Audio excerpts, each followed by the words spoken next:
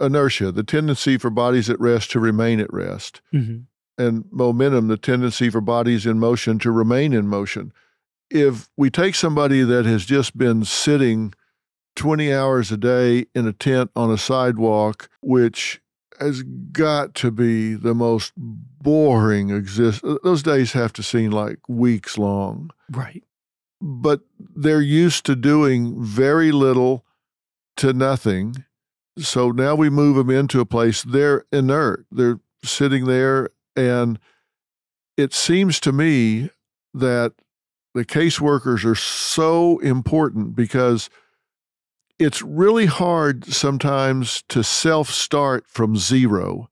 But if you've got someone there that's coming by saying, okay, look, let's get a haircut, let's get some decent clothes, let's talk about what's your consequential knowledge?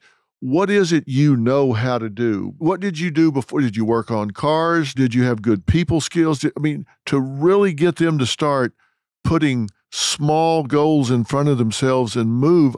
I've seen people that I've worked with that when you got them clean, you got them haircuts, you got women where they got any kind of modest wardrobe, anything where they sat taller, they stood tall, they wanted to do the next thing. Absolutely. But it just takes so little that I think they could really move. And drug treatment, the same thing.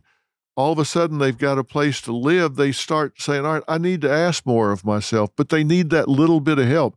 How much follow-up and how much casework do these people get once they're in a stable home? Well, so permanent supportive housing is not just the housing, it's housing and services. So everything you just described is what that case manager is trying to do.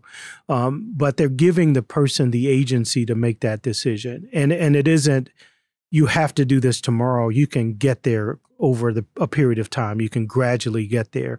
And I believe that we should also do that in the shelter system. And that's what I did in the shelter I operated in Orlando. So, I had job fairs. I had recreational activities. I had motivational segments that happened at the shelter. So the housing first mentality doesn't have to be giving someone a house right then. It could also be looking to see what that next option is while they're in a shelter situation. So giving them case management, giving them all kinds of things that build on their own skills, the asset building that you talked about. And, that's actually what happened to me. So I, have been an actor in my life. I've done theater. I've done a few movies. I've done a bunch of commercials prior to me becoming homeless. And when I talked to my case manager and told them about that, they created a job for me that allowed me to utilize all those skills. And it was so impactful that I never went back to acting or comedy or the stuff that I used to do. I stayed involved in the homeless movement. And, it's incredibly tough to do that for everybody, but everybody has that something. They were an artist, they were a welder, they were a singer, they worked in a factory. And if you do that, what you described, if you tap into whatever that skill set is, and that's what case managers are doing every day. They're working with people within those permanent supportive housing units, and they're also providing people that have already done that. I had a guy that he became a mentor, and what he said is the reason I do this is I want people to see that they can get to the other side by seeing me do it myself. And so we have a lot of programs that have those ingredients. Unfortunately, not all do, of course. Not all of the programs have the adequate supportive services to move people on. But part of that, again, lies in the lack of a overall full-sail government response. So instead of HHS and labor and all these other governmental agencies providing resources at the same level that HUD does, we're not seeing that. If we could see that, then what you say would be something that would be happening more regularly.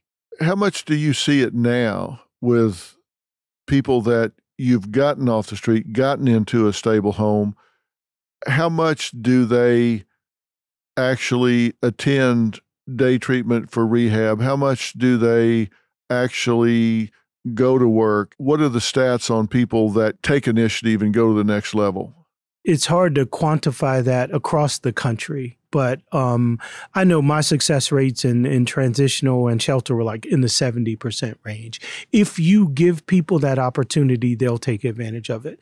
Not 100%, but I believe that most of the programs, like permanent supportive housing, has a 90% success rate for people just staying in the housing.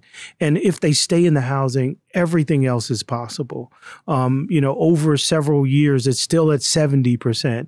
Obviously we lose some people. These are the most vulnerable people on the street. So their life expectancy is going to be a little shorter. But even 4 years out, people are still at the 70% range. So when we provide these opportunities, the problem is we have a really tough time finding units for people to rent. All of the caricatures that people see. I know the young man is really trying to do his best to help with the TikTok videos. But when we villainize people, it really, the caricature that's created really doesn't allow people to understand that these are like the person next door. And if we give them a hand up, not a handout, we can really change, the direction of this country. Once we actually have an impact on homelessness, it impacts every other layer of society. And so if we could just convince people that people are people, you and I are perfect examples. I mean, we're doing our best to give back. And we're, I see this as my ministry. I do this because I think I went through those things to prepare me for this.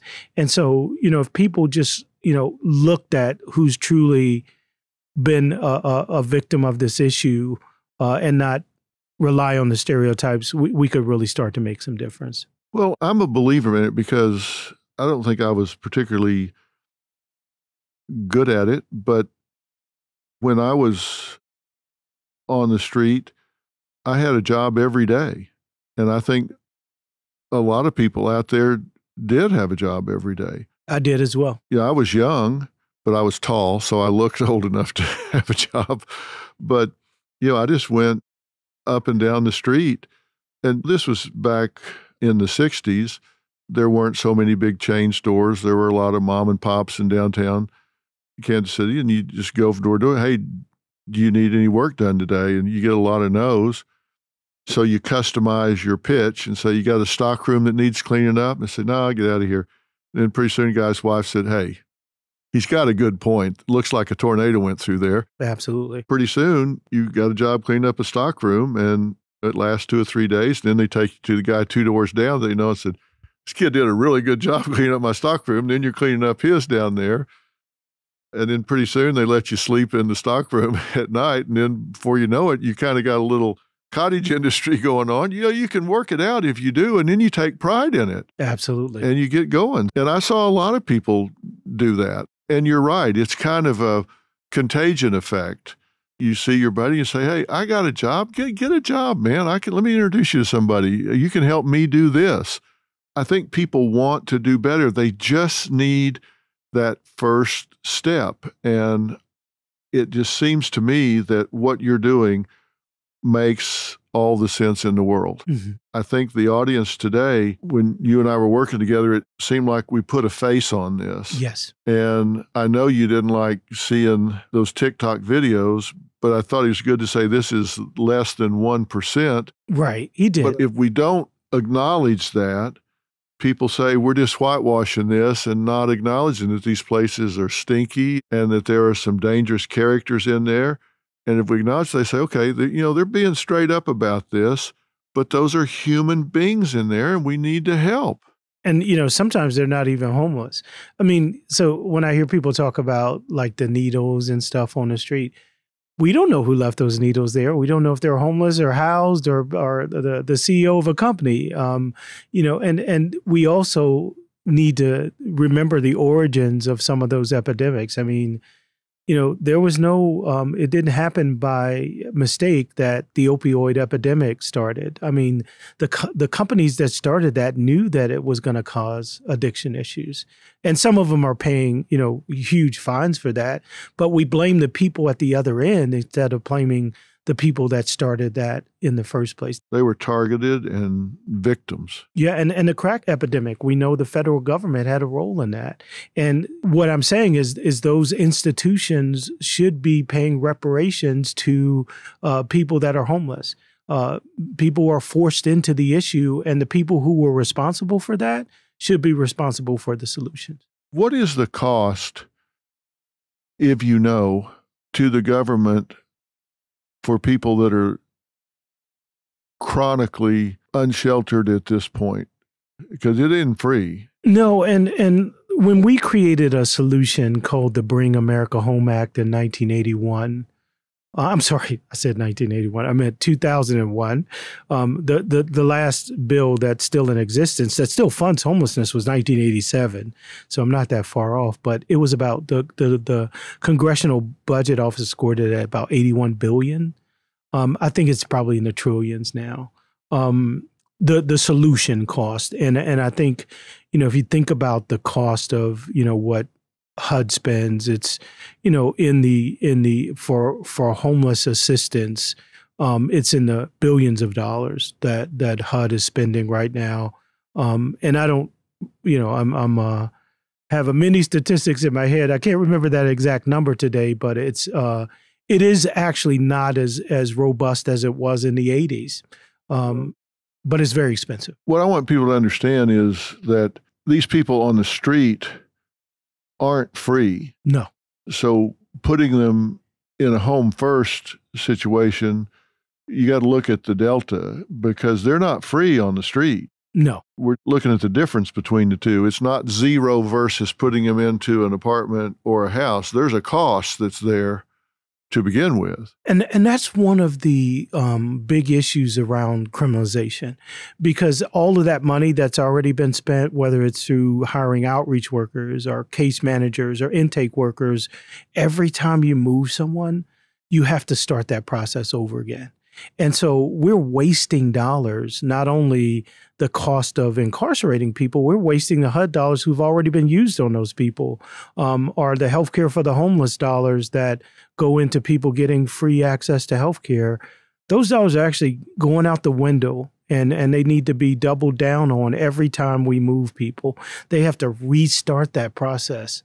I just don't think like some of the elected officials, when they come up with these myopic solutions, and it's really because people are complaining, homeowners are complaining, it's too close to their communities. The reaction from elected officials, especially around this time when there are elections coming up, are these quick fixes, these myopic solutions that really, you have to recreate every year and you never get to anything final. I talked about Tennessee. In Miami, they want to put people on an island. They want to move all the homeless people to an island. Like a leper community? Yes. And it's right next to a hazardous waste facility. Oh, that's great. In Missouri, they made it illegal to do permanent supportive housing. So, there's all these, there's a group that's going around the country that's actually promoting model legislation that really is not productive, which is causing harm to communities. It's called the Cicero Institute. And I mentioned them before, but they are providing this model legislation. And even, states like California, more progressive communities, one of the things they promote is what just passed in California, the California Cares Initiative, which would allow people to be put into mental health facilities involuntarily. So we think that that's an approach that, again, it's a myopic solution, because even when they go to those facilities, there's no housing on the other end. So you may have mitigated the issue for a very short period of time, but at the end, you haven't ended their homelessness.